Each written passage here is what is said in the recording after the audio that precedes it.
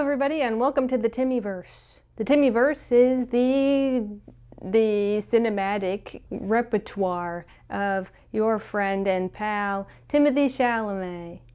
Your favorite. I would like to categorize the movies because I think that's fun. I don't want to rank the movies. Everything would just be S tier, A tier, or I didn't finish watching it, and that's kind of boring. So we're going to categorize them in 4 categories. Number 1 is the best movie ever, life-changing. I've seen it a million times, I'm gonna see it a million more. The next category is moving but doesn't call to me. These movies, excellent. I've seen them a couple of times, maybe 1 or 2 times. I plan to see them maybe 1 or 2 times again. The third category is Mystery Science Theater 3000. These are movies that I don't find that interesting, but they're really, really fun to make little jokes during, like Mystery Science Theater 3000. I don't think that these movies are bad. I just think that they appeal to me more when I can talk and joke through them.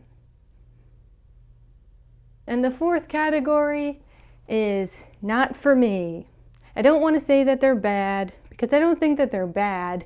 They're just not for me. We're gonna go through these movies in chronological order from most recent to least recent. It's a non-exhaustive list, and I'm not including TV shows or things where he's a pretty minor role, or it's my video. Frankly, any movie I just didn't care to include. But there's a lot, so you'll have lots of fun. So his most recent work, of course, A Complete Unknown, 2024. I thought that this movie was good, but it doesn't make me itching to go back to the theater quite a lot, you know? But from the press tour, they seem extremely proud of it as a cast. It's been worked on for 5 years. It was good. It was good. They chose to do a lot of like 3/4 angles from below, which was strange. It put a lot of focus on the nose, which, I don't know, I thought it was a little distracting to me, personally. A lot of the songs were very on the nose, coincidentally, because they were used like narratively. In an interview, Timmy had said like, if they didn't use it narratively, it would have just been actors singing karaoke, which, that's a good point. But sometimes it felt a little silly when they'd sing a song directly about the last conversation they had or something. But it was good. I will probably see it again. I cried because Timmy's acting really moves me. This I'm gonna put in moving, but doesn't call to me. Next is 2 movies. I'm just lumping them together, whatever. Dune 1 and 2. These movies, I don't like them. They're boring to me. I have a bone to pick with Dune, and it's, if you like Dune, you're allowed. But me personally, I felt like I learned all of the lessons of Dune in better ways in other things. I feel like watching Dune made me dumber.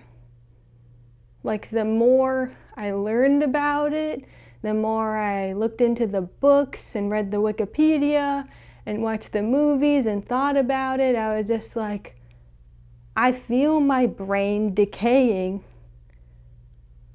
But at the same time, I know that although I learned these lessons and other things in better ways, not everybody learns the same way as me, and that's okay.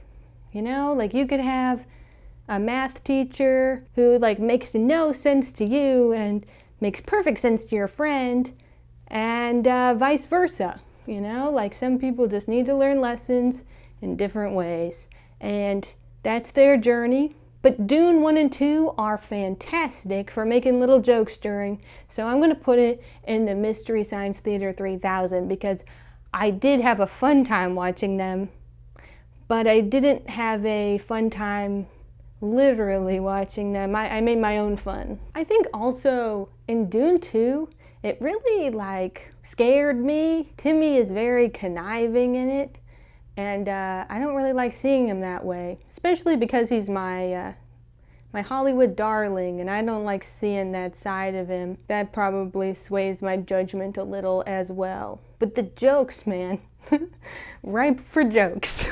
Now we're gonna go to a fun one. Ready?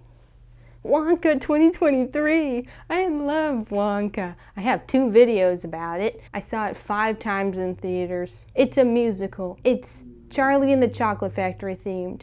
There's candy. And there's Timothée Chalamet, and Paul King made it, the guy who made Paddington. What's not to love? It's all of my favorite things in one movie. I love it so much. Fantastic. I love it. It makes me so happy. Every time I hear the soundtrack, I just can't stop smiling and laughing. It's amazing. Wonka's the best. So Wonka's gonna be the first one in my best movie ever category because I love it a lot. Next, we have Bones and All. Fantastic movie. I have an hour-long video about it, and you know, that kind of shows that I love it dearly. The first time I watched it, I freaked out, and I was like, I'm never gonna see that again. That was it was crazy. And then I couldn't stop thinking about it.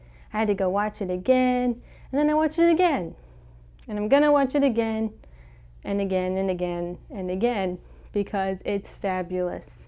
You can hear my hour-long thoughts about it in my video, but it's an hour, so this is condensed. It's Luca Guadagnino, man. Ah, I love Bones and All. It also made me start listening to Kiss. That's fun. I've listened to like 5 songs from Kiss, and they're pretty good. Oh, okay, so obviously it's going in the best movie ever category. Next we have The French Dispatch. I saw this 3 times in theaters. I love this movie. It's my second favorite Wes Anderson movie, and I count it as a Timmy movie because he's just as much of a character as anybody else. It's an anthology, you know, he has his third of the movie. It counts as a Timmy movie, okay? I love this movie. I've wanted to make a video so bad, but I'm still trying to piece together my thoughts on it. It's very complex. So much is going on. It's very complex, and I love it every single time. Timmy is sensational in it. He inspires me to be a better actor in every movie, especially in this one. Wow, I love it. Best movie ever. Next we have Little Women. Little Women is good. It's so sad. It's so heartwarming. It's like these little women are just so generous, so kind. There's a scene where they give up all of their Christmas breakfast and presents for a family who is poor and sick, and they just go spend Christmas with them. And then Timmy's character and his family give them their Christmas. It's just so sweet. And honestly, Timmy's character, he's just such a sweet boy, just so kind and so caring. And it just warms your heart to see, you know? But I only watched it once because it's so sad. It's so sad. It's got a special place in my heart, but I'd say it's moving, but it doesn't call to me. I don't have plans to watch it again, but I'm not opposed to it. You can see the tape in that one, whatever. A Rainy Day in New York. It's Woody Allen. It was my intro to Woody Allen, and it made me realize that Woody Allen makes everybody talk like Woody Allen. And that was interesting to see. I couldn't tell you what happened in it. It didn't really do anything for me. Timmy, of course, is excellent in it.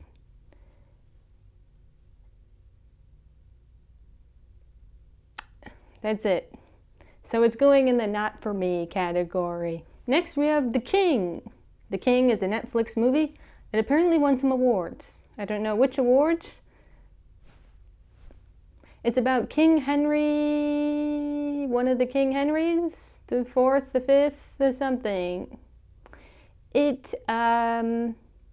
I don't care for it. It was a historical drama, and it gave me a nightmare.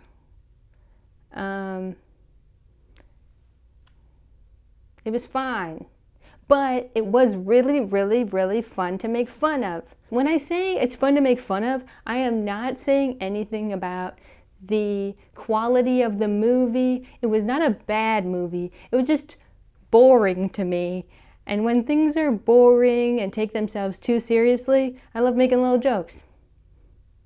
And that was very entertaining. So this one's going in Mystery Science Theater 3000. Okie dokie. Next. Beautiful Boy. Beautiful Boy was hyped up to no end. Timmy talks about Beautiful Boy all the time, any chance he can get. Every interview he was like, beautiful boy. I auditioned against a bunch of different beautiful boys to get Beautiful Boy, and it was so significant and whatever. And so I was like, this must be a good one. I watched it. It's just not for me. I hear that it's very, very moving and very powerful to a lot of people. I'm not going to dunk on it. I didn't finish watching it. It just, from a filmmaking standpoint, just wasn't for me. That's all I had to say. That's a little crooked, whatever. Lady Bird. I count Lady Bird as a Timmy movie because it was one of the first movies I've seen with Timothée Chalamet. He plays the best little guy. It's so funny. He's so funny. He's just like the pretentious boy every girl has met. It's just hilarious. And he plays it with such a little irony. Dazzling. I liked Lady Bird. I've seen it a couple of times.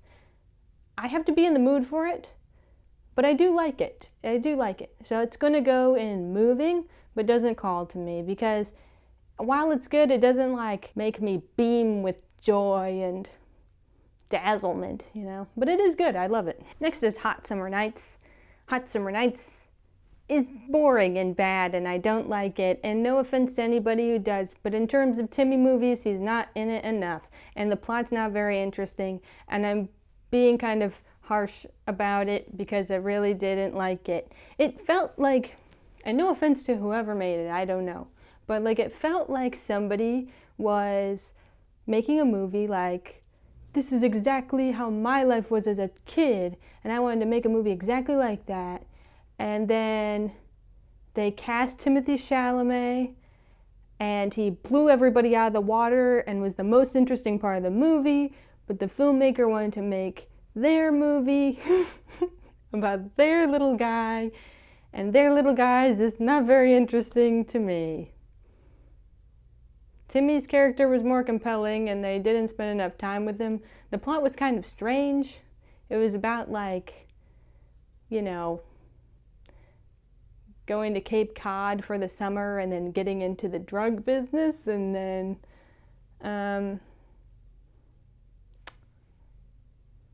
If you're a Timmy fan, you can skip this one. He dunks on people who like Raisinets. Oh, that means it's not for me. I didn't finish watching it even. And maybe that makes me a bad person to rate it, but I'm not rating it. I'm categorizing it as not for me. Next. Call Me By Your Name 2017.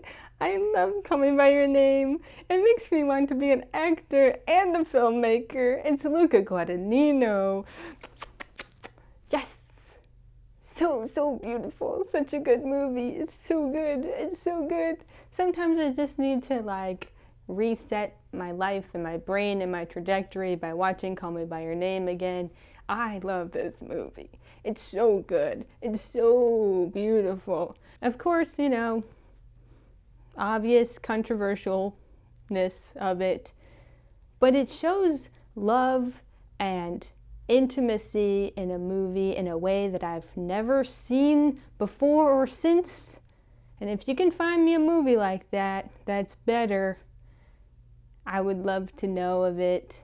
I love Call Me By Your Name. It's so good. It's so beautiful. Oh my gosh. Luca Guadagnino takes, the mundane and makes it so lovely. The magic of everyday life, the magic of being 17 and in love, it's just so beautiful. And it makes me think about how a lot of times people say that real life is ugly. Being real, being human is ugly. And I disagree with that wholeheartedly.